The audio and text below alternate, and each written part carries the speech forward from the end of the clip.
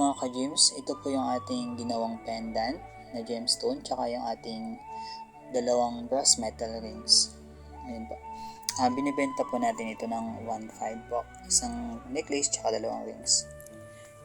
Ito naman yung ating mga wrought pa na gemstone. Ayan, mga wrought pa lang na hindi pa natin na process para maging pendant, para maging jewelry. Ayan. So ito yung mga semi-precious gemstone. Madaming explanation kung paano ito nabuo in millions or billion years ago.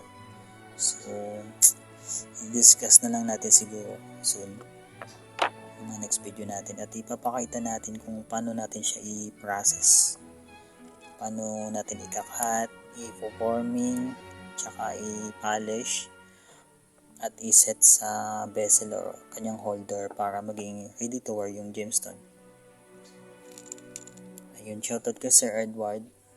Siya po yung nag-hunt nito tsaka pinadala po sa atin. Gem hunter natin dyan sa Kabangkalan, si Sir Edward Sabido. Ayun, God bless po Sir Edward. So, sa ngayon, ito lang muna yung mga ipapakita ko sa inyo. Maybe next video magpa-process na tayo. So, thank you. Maraming salamat.